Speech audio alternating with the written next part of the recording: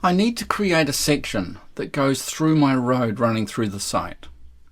Now I could use a section viewport,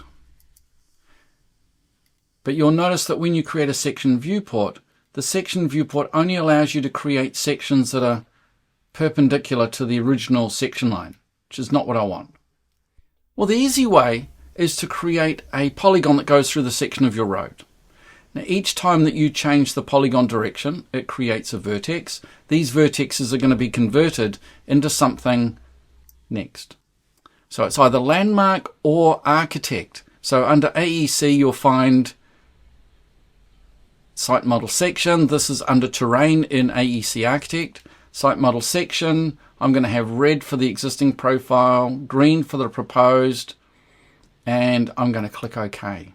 So there's my section. It's got existing and proposed. Now it's created both. Now if I don't want to have both existing and proposed, I can always change that. So let's go back to here. So AEC, terrain, site model section. Now if you don't want the existing or you don't want the proposed, you can turn those off. Let's have a look here. So there's my profile. There it is there. It's created my site model section running through my road. And it's just got the existing, and it's all on the guides class, which I'm going to change to section style or site and section. So there's my sections, there's my elevations. It's giving me an elevation at every point that I put my polygon. And now you can take that and you can start to add the information that you need. To me, this is a really quick trick for creating your site model sections that are non-parallel. Now, if you need a section right through the terrain, you'll need to do that. This will not create the terrain underneath. But if I wanted to create the terrain underneath, what I would do is to draw a line through here. I would then grab my polygon tool, paint bucket, and I'd go click, hold down the shift key, and then I'd give that a class like site section.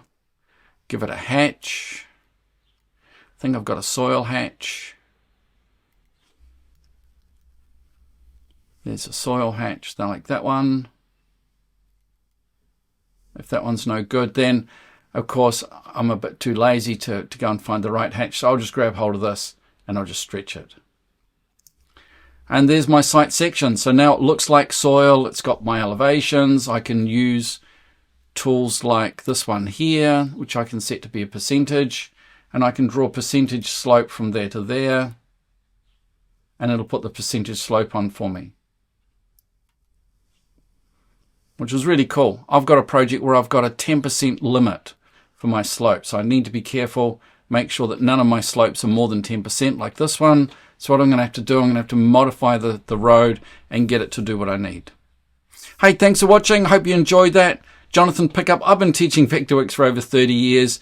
You might notice that I do things fairly quickly. I try to go slow for you. But if you want to get more information, you want to ask me questions about this, become a member of my community.